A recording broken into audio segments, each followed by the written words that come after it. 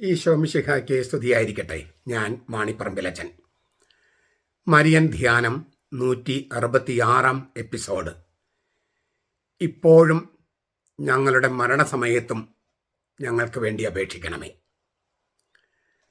ഇപ്പോഴും ഞങ്ങളുടെ മരണസമയത്തും. നമുക്ക് ഉറപ്പുള്ള രണ്ട് നിമിഷങ്ങളെ ഈ ജീവിതത്തിലുള്ളൂ. ഈ നിമിഷം, ഈ നിമിഷം, പിന്നെ മരണസമയം. ഈ രണ്ട് നിമിഷങ്ങളാണ് നമുക്കറിയുള്ളൂ. അതാണ് ഏറ്റവും നിർണായകം. തൊട്ടടുത്ത നിമിഷത്തിൽ നമ്മൾ ജീവിക്കുകയോ ഇല്ലയോ എന്ന് നമുക്ക് അറിഞ്ഞുകൂടാ. പക്ഷെ മരിക്കുമെന്നറിയാം. മരിക്കാം.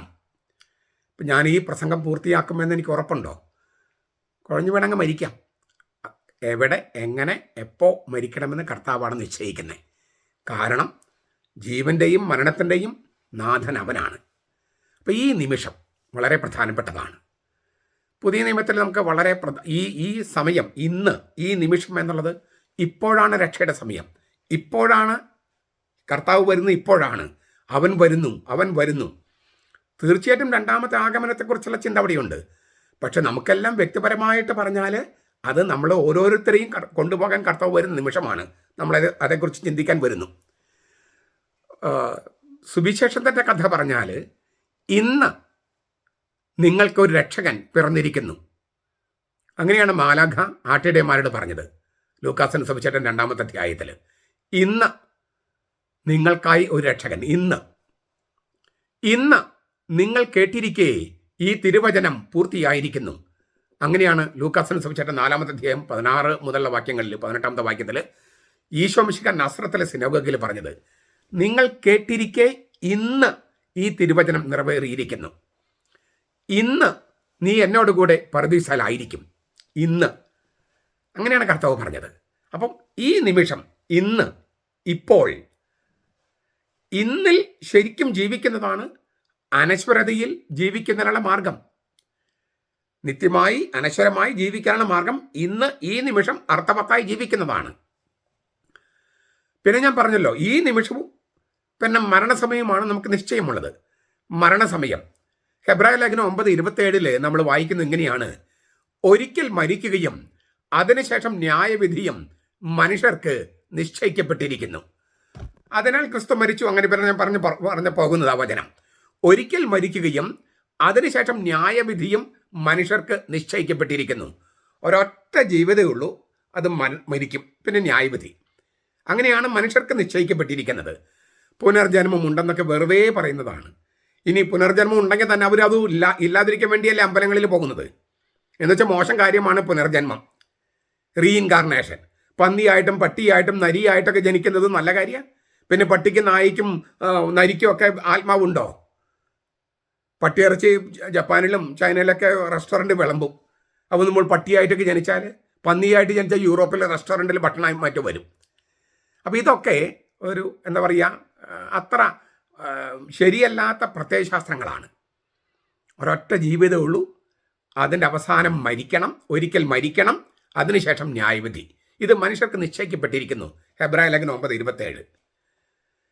അങ്ങനെ ഒരിക്കൽ മരിക്കും, അതിനുശേഷം ന്യായവിധി, തനത് വിധിയെക്കുറിച്ചാണ് അത് പറയുന്നത്. ഈ സ്വർഗം നരകം പിന്നെ ശുദ്ധീകരണ സ്ഥലത്തെക്കുറിച്ച് എനിക്ക് തോന്നുന്നു ഒരു 90% വൈദികർക്കും കന്യാസ്ത്രീമാർക്കും പിന്നെ അൽമായർക്കും തെറ്റിദ്ധാരണയുണ്ട്.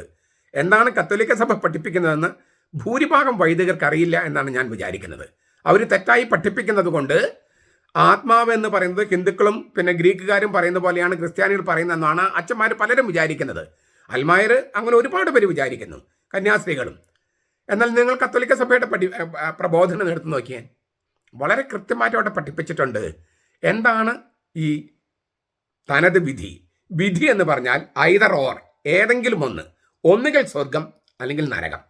നരകത്തിൽ പോകണമെങ്കിൽ നമ്മളൊരു മാരക പാപം ചെയ്യുകയും പൂർണ്ണമായ അറിവോടും പൂർണ്ണമായ സമ്മതത്തോടും കൂടെ ഒരു മാരക പാപം ചെയ്യുകയും മരണം വരെ പശ്ചാത്തപിക്കാതെ അതിൽ തുടരുകയും ചെയ്താലേ നമ്മൾ നരകത്തിൽ പോകൂ. അപ്പം നരകത്തിൽ പോകുക എന്ന് പറഞ്ഞാൽ മാരകപാപത്തിൽ മരിക്കുന്നവർക്ക് മാത്രമുള്ളതാണ്. മാരകപാപത്തിൽ മരിക്കുന്നവർക്ക് മാത്രമുള്ളതാണ് നരകം. മറ്റെല്ലാവരും സ്വർഗത്തിലേക്ക് പോകുക. എല്ലാവരും സ്വർഗത്തിലേക്കാണ്. സ്വർഗത്തിലേക്ക് പോയാലും ദൈവത്തെ മുഖത്തോട് മുഖം കാണാമെന്ന് പറയുന്നത് അടുത്തൊരു ഘട്ടമാണ്. ഹൃദയശുദ്ധിയുള്ളവർ ഭാഗ്യവാന്മാർ, അവർ ദൈവത്തെ കാണും. മത്തായി 5:8. ഹൃദയശുദ്ധി വേണം, പരമമായ പരിശുദ്ധി.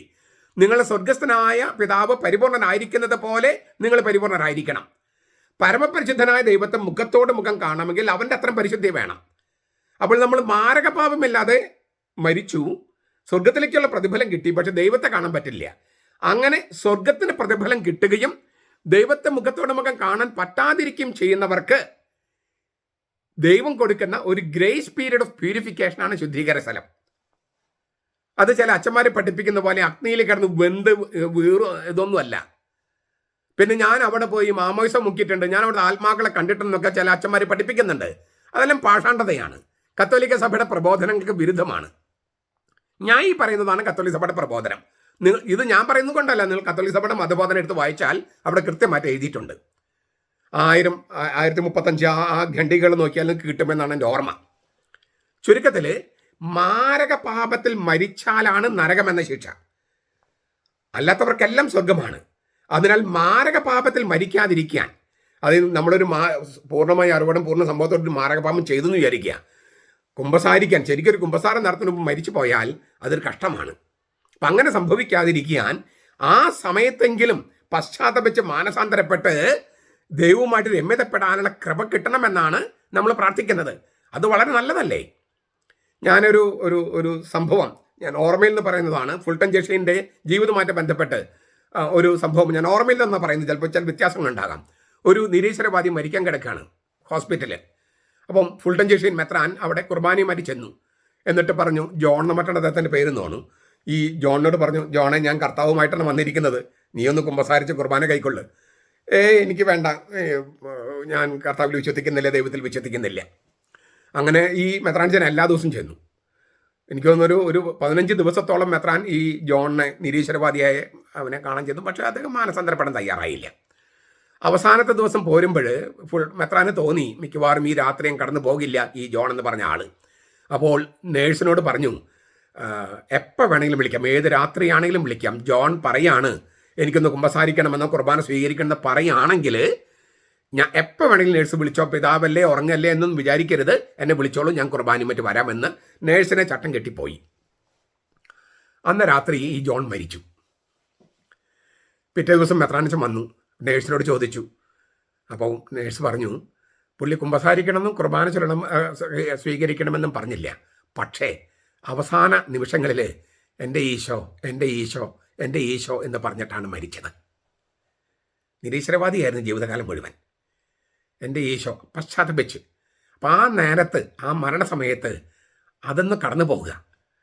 ഈ തൻ്റെ ഭക്തരുടെ മരണം യാഹ്വയ്ക്ക് വിലയേറിയതാകുന്നു എന്നാണ് സങ്കീർത്തനം 116:15 പറയണേ. തൻ്റെ ഭക്തരുടെ മരണം യാഹ്വയ്ക്ക് വിലയേറിയതാകുന്നു. നാം നേരിടുന്ന അന്തിമ ആത്മീയ യുദ്ധമാണ് മരണമെന്ന് പറയാം. നമ്മൾ ജീവിതകാലം മുഴുവൻ നമുക്ക് ആത്മീയ യുദ്ധമുണ്ടല്ലോ, പിശാചുമായിട്ടുള്ള ഇല്ലേ ആ പ്രലോഭനങ്ങൾ.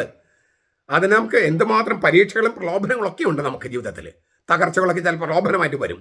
നമ്മുടെ വ്യക്തിപരമായ പ്രലോഭനങ്ങൾ, പാപം ചെയ്യാനുള്ള പ്രലോഭനങ്ങൾ, തട്ടിപ്പ് ചെയ്യാൻ, എന്തെല്ലാം അഴിമതി ചെയ്യാൻ പ്രലോഭനങ്ങളുടെ നടുവിലാണ് നമ്മൾ. അതൊരു ആത്മീയ യുദ്ധമാണ്. അത് ചെയ്യാതിരിക്കുക എന്നുള്ളൊരു ആത്മീയ യുദ്ധമാണ്.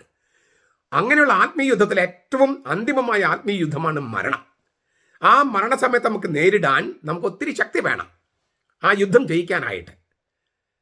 അപ്പോൾ അത് നമ്മൾ പ്രാർത്ഥിക്കുകയാണ്, ആ നിമിഷത്തിന് വേണ്ടി പ്രാർത്ഥിക്കുകയാണ്. ആ നിമിഷത്ത് നമുക്ക് സഹായമുണ്ടാകാൻ വേണ്ടി പരിശുദ്ധ കന്യകാമറിയത്തോട് പ്രാർത്ഥിക്കുകയാണ്. മാത്രമല്ല, ഈ മരണത്തിന് മുമ്പ് ചെയ്യേണ്ട ചില കാര്യങ്ങളുണ്ട്.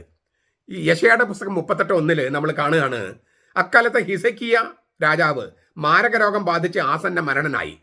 ആമോത്സിന്റെ മകനായ യെശയ്യാ പ്രവാചകൻ അവൻ്റെ അടുക്കൽ വന്ന് അവനോട് പറഞ്ഞു, നിന്റെ കുടുംബകാര്യങ്ങൾ ക്രമപ്പെടുത്തുക, നീ മരിച്ചു പോകും, സുഖം പ്രാപിക്കുകയില്ല എന്ന് യാഹ്വേ അരുളി ചെയ്യുന്നു. നിന്റെ കുടുംബകാര്യങ്ങൾ നീ ക്രമപ്പെടുത്തുക. അതായത് പാർട്ടീഷനൊക്കെ ചില ആളുകൾ കണ്ടിട്ടില്ലേ, മരിക്കില്ല എന്ന് വിചാരിച്ചിട്ട് മക്കൾക്കൊന്നും ഭാഗിച്ചു കൊടുക്കില്ല. എന്നിട്ട് മരണം കഴിഞ്ഞിട്ട് പിന്നെ അവരുടെ മരണം കഴിഞ്ഞ് മക്കൾ തമ്മിൽ തല്ലിപ്പോകുക. നിന്റെ കുടുംബകാര്യങ്ങളെ ക്രമപ്പെടുത്തുക, നീ മരിച്ചു പോകും. അപ്പം മരിക്കുന്നതിന് മുമ്പ് ക്രമപ്പെടുത്തേണ്ട ഒരുപാട് കാര്യങ്ങളുണ്ട്. എപ്പോഴാണ് മരിക്കുമെന്ന് അറിയാത്തതുകൊണ്ട് എപ്പോൾ വേണമെങ്കിലും ശരിപ്പെടുത്തി വെക്കുകയാണ് നല്ലതെന്നാണ്. മത്തായിയുടെ സുവിശേഷം 24:42-44 കർത്താവ് ഈശോമിശിഹാ തന്നെ പറയാണ്, നിങ്ങളുടെ കർത്താവ് ഏത് ദിവസം വരുമെന്ന് നിങ്ങൾക്ക് അറിയാത്തത് കൊണ്ട് ഉണർന്നിരിക്കുക. കള്ളൻ വരുന്ന യാമം ഏതെന്ന് വീട്ടുടമസ്ഥൻ അറിഞ്ഞുവെങ്കിൽ അവൻ ഉണർന്നിരിക്കുകയും തൻ്റെ വീട് തുറക്കുവാൻ സമ്മതിക്കാതിരിക്കും ചെയ്യുമെന്ന് നിങ്ങൾക്കറിയാമല്ലോ. അങ്ങനെ നിങ്ങൾ നനയ്ക്കാത്ത നാഴികയിൽ മനുഷ്യപുത്രൻ വരുന്നത് കൊണ്ട് നിങ്ങളും ഒരുങ്ങിയിരിക്കുവിൻ. തീർച്ചയായിട്ടും ഇത് ദ്വിതീയ ആഗമനത്തെക്കുറിച്ചാണ്. പക്ഷെ ദ്വിതീയ ആഗമനം നമ്മുടെ കാര്യത്തിലൊക്കെ വ്യക്തിപരമായി പറയുമ്പോൾ നമ്മുടെ മരണസമയം തന്നെയാണ്. കാരണം യോഹന്നാൻ 14:2-3 കർത്താവ് ഈശോമിശിഹാ ഇത് പറയുന്നുണ്ട്, എൻ്റെ പിതാവിൻ്റെ ഭവനത്തിൽ അനേകം വാസസ്ഥലങ്ങളുണ്ട്, മുറികളുണ്ട്.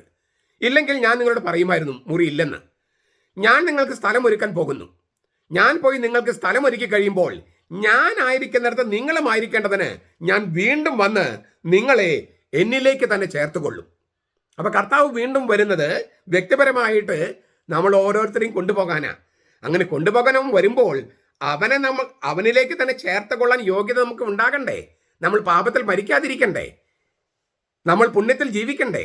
കൃപയിൽ ജീവിക്കണ്ടേ? വരപ്രസാദത്തിൽ മരിക്കണ്ടേ? അതിനു വേണ്ടിയാണ് പ്രാർത്ഥിക്കുന്നത്. അപ്പൊ നമുക്ക് കർത്താവ് തന്നെയാണ് മാതൃക. കർത്താവ് 2 കാര്യങ്ങളാണ് മരണസമയത്ത് ചെയ്തതെന്ന് നമുക്ക് വേണമെങ്കിൽ ചുരുക്കി പറയാം. ഒന്ന്, അവൻ ഗെത്സമനി എന്ന പേരുള്ള സ്ഥലത്തെത്തിയപ്പോൾ ശിഷ്യന്മാരോട് പറഞ്ഞു, ഞാൻ പ്രാർത്ഥിച്ച് തീരുന്നത് വരെ നിങ്ങൾ ഇവിടെ ഇരിക്കുവിൻ. പിന്നെ അവൻ യൂദാസ് പോയി ബാക്കിയുള്ളവരോടാ പറഞ്ഞത്. പിന്നെ അവൻ പത്രോസിനെയും യാക്കോബിനെയും യോഹന്നാനെയും കൂടെ കൊണ്ടുപോയി. വ്യാകുലപ്പെടാനും അസ്വസ്ഥപ്പെടാനും തുടങ്ങി. അവൻ അവരോട് പറഞ്ഞു, എൻ്റെ ഉള്ളം മരണത്തോളം അതീവ ദുഃഖിതനായിരിക്കുന്നു, നിങ്ങളിവിടെ ആയിരിക്കുക, ഉണർന്നിരിക്കുക. പിന്നെ കർത്താവ് കുറച്ചുകൂടി മുന്നോട്ട് പോയിട്ടാണ് പിന്നെ പ്രാർത്ഥിക്കുന്നത്. ഇക്കാര്യത്തിന് ലൂക്കായിൽ എന്താ പറയുന്നത്? ആ സ്ഥലത്തെത്തിയപ്പോൾ അവൻ അവരോട് പറഞ്ഞു, നിങ്ങൾ പരീക്ഷയിൽ അകപ്പെടാതിരിക്കാൻ പ്രാർത്ഥിക്കുവിൻ. അവൻ അവരെ വിട്ട് ഒരു കല്ലേറ് ദൂരത്തോളം പിൻവാങ്ങി മുട്ടുകുത്തി പ്രാർത്ഥിച്ചു, പിതാവേ, അങ്ങയ്ക്ക് മനസ്സുണ്ടെങ്കിൽ ഈ പാനപാത്രം എന്നിൽ നീക്കണമേ. കർത്താവ് മരിക്കാനായിട്ട് തയ്യാറായി പോകുകയാണ്. ഗെത്സമനി തോട്ടത്തിൽ പ്രാർത്ഥിക്കാൻ പോകുക. മറ്റുള്ളവരും കൂട്ടി പോകുന്നത്. 8 പേരോട് ഒരു സ്ഥലത്ത് ഇരിക്കാൻ പറഞ്ഞു. 3 പേരെ കുറച്ചും കൂടി അടുത്തേക്ക് കൊണ്ടുപോയി അവിടുന്ന് കുറച്ചുകൂടി മാറിയിട്ടാണ് കർത്താവ് പ്രാർത്ഥിക്കുന്നത്. അപ്പോൾ അവർക്ക് വേണ്ടിയും പ്രാർത്ഥിക്കണം. കർത്താവിനൊരു ഒരു ഒരു തുണ ഇല്ലേ, ഒരു പിന്തുണ കൊടുക്കാൻ. നിങ്ങൾക്ക് ഉണർന്നിരുന്ന് പ്രാർത്ഥിക്കാൻ കഴിഞ്ഞില്ലെന്ന് കർത്താവ് ചോദിക്കുന്നുണ്ട്. പല പ്രാവശ്യം വന്നിട്ട് നിങ്ങൾ ഉറങ്ങുകയാണെന്നൊക്കെ ചോദിച്ചിട്ട്. അത് കർത്താവിൻ്റെ മരണത്തെ മുഖത്തോട് മുഖം കാണുകയാണ് കർത്താവ്. മരണം എന്തെന്ന് നമുക്ക് കൃത്യമായിട്ട് അറിയില്ല, പക്ഷെ കർത്താവിന് അറിയാം. അതുകൊണ്ട് അത് വലിയ ഭാരമാണ്. കർത്താവ് ഓൾമോസ്റ്റ് രക്തം ഉയർത്തുമെന്നാണ് പറയണേ. അപ്പോൾ അവരോട് പറയാൻ, നിങ്ങൾ ഉണർന്നിരുന്ന് പ്രാർത്ഥിക്കുക. ഇതുകൊണ്ടാണ് സഭ പഠിപ്പിക്കുന്നത്, നമ്മൾ ഉണർന്നിരുന്ന് മരിക്കുന്നവർക്ക് വേണ്ടി പ്രാർത്ഥിക്കുന്നത് കാരുണ്യപ്രവൃത്തിയാണ്. ഞങ്ങൾ സെമിനാരി പഠിക്കുമ്പോൾ പത്രം വായിക്കുമ്പോൾ നമ്മൾ പലപ്പോഴും, ഇപ്പോൾ കൊലപാതകമാണ് കൂടുതൽ, പണ്ട് മരണമായിരുന്നു. ഓരോ മരണവാർത്ത വായിക്കുമ്പോഴും അങ്ങനെ വായിക്കാൻ, ഒരു ആക്സിഡന്റ് ആയി, അപ്പോൾ മരിച്ചവർക്ക് വേണ്ടി, അവരുടെ ആത്മാക്കൾക്ക് വേണ്ടി പ്രാർത്ഥിക്കണം. ആത്മാവെന്ന് പറഞ്ഞാൽ ആളുകൾക്ക് വേണ്ടി, ആ മരിച്ച ആളുകൾക്ക് വേണ്ടി പ്രാർത്ഥിക്കണം എന്ന് ഞങ്ങളെ പഠിപ്പിച്ചിരുന്നേ. അജപാലന ദൈവശാസ്ത്രത്തിൻ്റെ ഒരു ഭാഗമാണത്. പത്രത്തിലോ TV-യിലോ ഒക്കെ മരണവാർത്തകൾ കേൾക്കുമ്പോൾ അവർക്ക് വേണ്ടി ഒന്ന് പ്രാർത്ഥിക്കുക. അത് കാണുമ്പോൾ തന്നെ പ്രാർത്ഥിക്കാം. അപ്പോൾ TV കാണലോ, യൂട്യൂബിൽ എന്തെങ്കിലും കാണലോ, അല്ലെങ്കിൽ ന്യൂസ് കാണലോ, പത്രം വായിക്കലോ ഒക്കെ വിശുദ്ധമായ കർമ്മമായിട്ട് മാറും. ഇതാണ്. അപ്പോൾ കർത്താവ് എന്താ ചെയ്തത്? മരണസമയത്ത് പ്രാർത്ഥിക്കുന്നു, മറ്റുള്ളവർ പ്രാർത്ഥിക്കാൻ പറയുന്നു. രണ്ടാമത് ചെയ്തത്, കർത്താവ് ശരിക്കും മരണസമയത്ത് നിമിഷത്തിൽ എന്താ ചെയ്തത്? പിതാവേ, അങ്ങയുടെ കരങ്ങൾ എൻ്റെ ആത്മാവിനെ സമർപ്പിക്കുന്നു. സങ്കീർത്തനം 31:5 ചൊല്ലിക്കൊണ്ടാണ് കർത്താവ് മരിക്കുന്നത്. ലൂക്കാസിന് സുവിശേഷം 21:46. പിതാവേ, അങ്ങയുടെ കരങ്ങൾ എൻ്റെ ആത്മാവിനെ സമർപ്പിക്കുന്നത്. ഇതാണ് മാതൃകാ പ്രാർത്ഥന.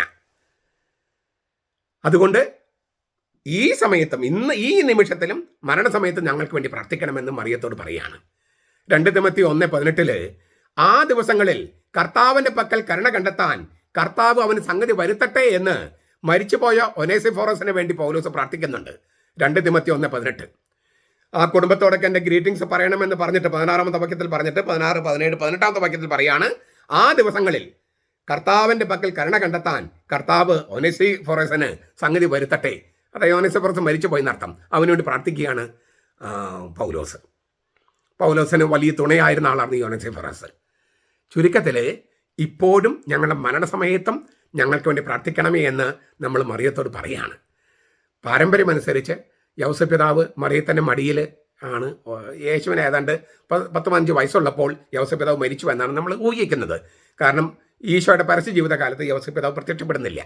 അപ്പോൾ മിക്കവാറും ഈശോയ്ക്ക് ഒരു 10-15 വയസ്സുള്ളപ്പോൾ യൗസേപ്പ് പിതാവ് മരിച്ചു എന്നാണ് പാരമ്പര്യം. അത് മറിയത്തിൻ്റെ മടിയിൽ കിടന്ന് യൗസേപ്പ് പിതാവ് മരിച്ചു ഈശോയുടെ സാന്നിധ്യത്തിൽ. അതുകൊണ്ട് ഈ മരിക്കുന്നവർക്കുള്ള മരിക്കുന്നവരുടെ മധ്യസ്ഥനായിട്ട് യോസേപ്പിതാവിനെ വെക്കാറുണ്ട് നല്ല മരണത്തിന് വേണ്ടി. നല്ല മരണം എന്ന് ഞാൻ വിചാരിക്കുന്നത് കർത്താവിൻ്റെ സുവിശേഷത്തിന് വേണ്ടി കൊല്ലപ്പെടുന്നതാണ്. പക്ഷെ അത് എല്ലാവർക്കും കിട്ടുന്നൊരു ഭാഗ്യമല്ല. കർത്താവ് ഒരു കൃപ നൽകിയാലേ നടക്കൂ. ഞാൻ 34ാമത്തെ വയസ്സോട്ട് ഞാൻ എന്നും പ്രാർത്ഥിക്കുന്നുണ്ട്. ഞാൻ സുവിശേഷം പ്രസംഗിച്ചു കൊണ്ടിരിക്കുമ്പോൾ കൊല്ലപ്പെടണം എന്നൊരാഗ്രഹം, എനിക്ക് മോഹമുണ്ട്. 34ാമത്തെ വയസ്സ് തൊട്ട് ഇപ്പം എനിക്ക് 62 വയസ്സ്. ഞാൻ എല്ലാ ദിവസവും പല പ്രാവശ്യം പ്രാർത്ഥിക്കുന്ന പ്രാർത്ഥന ഒന്നാണ് സുവിശേഷം പ്രസംഗിച്ചു കൊണ്ടിരിക്കുമ്പോൾ കൊല്ലപ്പെടണം എന്നുള്ളത്. സാധ്യതയൊക്കെ ഉണ്ട്. ഞാൻ പണ്ട് പോലീസ് പ്രൊട്ടക്ഷൻ ജീവിച്ചിട്ടുണ്ട്. പിന്നെ രഹസ്യമായിട്ട് സുവിശേഷം പ്രസംഗിക്കാനായിട്ട് ഒരു മാസത്തോളം അല്ലേ അണ്ടർഗ്രൗണ്ട് മിഷന് വേണ്ടി ഞാൻ സൗദി അറേബ്യ പോയിട്ടുണ്ട്. പിന്നെ അല്ലാതെയും ഒക്കെ ഞാൻ എൻ്റെ രീതി അനുസരിച്ച് കൊല്ലപ്പെടാൻ സാധ്യതയുണ്ട്. ആ ഒരു കൃപ എനിക്ക് നൽകണേ എന്ന് പ്രാർത്ഥിക്കുന്ന ആളാണ് ഞാൻ. നല്ല മരണം എന്ന് ഉദ്ദേശിക്കുന്നത് അതാണ് ശരിക്കും എൻ്റെ കാര്യത്തിൽ ഞാൻ ഉദ്ദേശിക്കുന്നതും. ക്രിസ്ത്യാനികൾ കൊല്ലപ്പെടുന്നതാണ് ഏറ്റവും നല്ലത്. ക്രിസ്തുവും സ്നാപയോനാനും പത്രോസും പൗലോസും തോമസിലും ഒക്കെ കൊല്ലപ്പെടുമായിരുന്നു. എങ്കിലും അതെല്ലാവർക്കും കിട്ടുന്നൊരു കൃപയല്ല. അങ്ങനെയെങ്കിൽ വരപ്രസാദത്തെങ്കിലും മരിക്കാനായിട്ടുള്ള കൃപ നമുക്കുണ്ടാകണം. അതുകൊണ്ട് ഈ നിമിഷത്തും മരണസമയത്തും നമ്മൾ എപ്പോഴും കൃപാവരാവസ്ഥയിലായിരിക്കണം. വിശേഷിച്ച് ഈ നിമിഷത്തിലും മരണസമയത്തും അത് നമ്മൾ മറിയത്തോട് പറയുകയാണ്. മറിയം യൗസേപ്പിതാവിൻ്റെ മരണത്തിനൊക്കെ, അല്ലെങ്കിൽ മറിയത്തിൻ്റെ തന്നെ മാതാപിതാക്കളുടെ മരണത്തിനൊക്കെ മറിയം കൂടെ ഉണ്ടായിരുന്നിരിക്കാൻ സാധ്യതയുണ്ടല്ലോ. അപ്പോൾ നമ്മുടെ കൂടെ ഉണ്ടാകണമെന്ന് നമ്മൾ പറയുകയാണ്. ഈശോയെ ശുശ്രൂഷിച്ചതുപോലെ ഈശോയുടെ മരണസമയത്ത് മറിയം ഉണ്ടായിരുന്നല്ലോ.